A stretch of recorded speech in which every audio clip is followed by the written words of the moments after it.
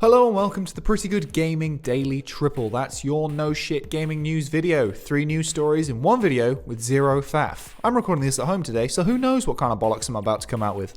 Members of the press recently got their hands on Resident Evil 3 Remake and have given their first impressions of the game. Playing a demo version of the upcoming title, media outlets took control of series veteran Jill Valentine. The game is said to be very similar to last year's Resident Evil 2 Remake, even adopting the same HUD and control scheme. However, there are some gameplay differences, with this game taking a more action focus than the last remake. But don't worry, Capcom hasn't gone back to full-on boulder punching just yet. Jill is more experienced than both Leon and Claire from RE2, since she encountered zombies and the infectious T-virus in the original game alongside fellow STARS members. STARS, or Special Tactics and Rescue Service, is an elite special forces branch of the Raccoon City Police Department, meaning that Jill has more advanced training and reflexes. This means she can perform complex maneuvers like dodging. When executed perfectly, time briefly slows down, giving you the chance to land those perfect headshots on the hundreds of zombies scattered across the apocalyptic Raccoon City. Jill is also tougher than Leon or Claire, meaning that she can take more damage from the various ghastly monsters throughout the game. There are also environmental hazards, including electric generators which spark out and explosive barrels. I'll leave you to guess what colour they are. The original RE3 was more action heavy than its predecessors, and the same can be said here. However, it still remains a pure survival horror experience. Altogether, Raccoon City has had an update not just in terms of graphical quality, but in design, bringing the game out of 1999 and into 2020. The cable car section, where Jill meets the Umbrella Biohazard Countermeasures Service team,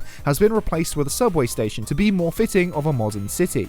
The most famous part of Resident Evil 3 is the ever-present evolution of Mr. X from RE2, known as Nemesis. He too has had an upgrade, not just to his visuals but also his behaviours. Nemesis will stalk Jill throughout the game, much like Mr. X, but has some additional abilities. He has tendrils which he can send out from his hands to violently drag Jill down towards him and his ugly, lipless face. He is stronger and faster than Mr. X, meaning that he can even leap over you and end up right in front of you. In the original, Nemesis came with a rocket launcher, but this time we've only seen him use a flamethrower with a huge gas tank to boot, which just screams "shoot me." The flea-like Drain Demos also make a return, again with an updated look. Just like a facehugger from Alien, if these creatures catch up to Jill, they will implant a parasite in her throat, forcing her to use a green herb to vomit it all up. The mutant frogs, known as Hunter Gamma, are also back with a significant redesign. These ugly beasts look less like frogs and more like a rotten testicle with teeth. But if they get a hold of you, it's game over. One thing not returning from the 1999 original is live selections. These were short binary decisions where the player had to choose things like whether to run from Nemesis or to stand and fight. Live selections were a popular inclusion in the original but have been removed to ensure a consistent story, according to RE3 co-producer Pete Fabiano, who spoke with GameSpot. So with this remake, the director wanted to tell a consistent story with Jill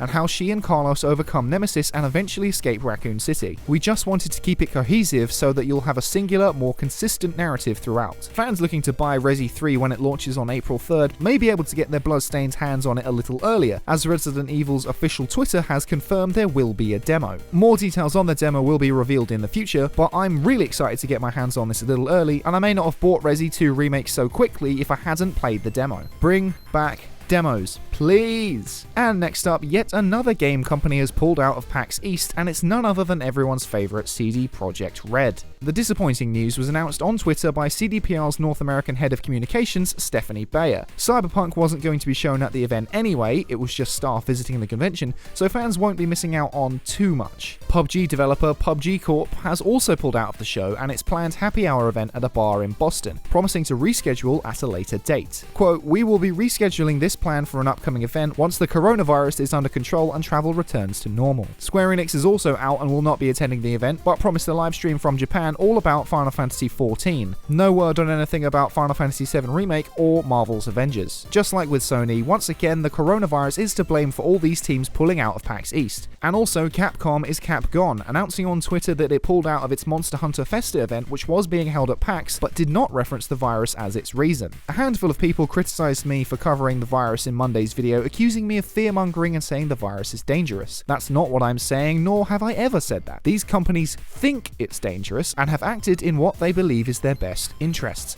That is a fact. Regardless of how lethal the virus is or isn't, putting the welfare of your companies first will always get a thumbs up from me. And I'm not here to tell you to stock up baked beans in your basement. Of course, all of these companies could be lying, but that's a conspiracy for another time. And finally, Platinum Games, the folks behind Astral Chain, Bayonetta, and Vanquish, have announced another title in development under its self-publishing umbrella. The news originated from Japanese magazine Famitsu, which has details on a game currently titled Project GG. The game will be directed by Hideki Kamiya, the creator behind Bayonetta and Wonderful 101, and is being worked on by a team of around 15 people at the moment. Despite a recent hefty investment from Chinese megacorporation Tencent, in addition to publishing offers, Platinum is self-publishing this title and retains 100% of the IP rights. Project GG is the second game in Platinum's mysterious 4-game slate. In other Platinum Games news, the company recently re-released Vanquish and Bayonetta as a 10th anniversary bundle, which just made it into the top 10 of the UK physical sales charts. And that's it for today. If you like this no shit format, go ahead and give the video a like to give it a boost, hit subscribe and the bell to stay notified about all future installments.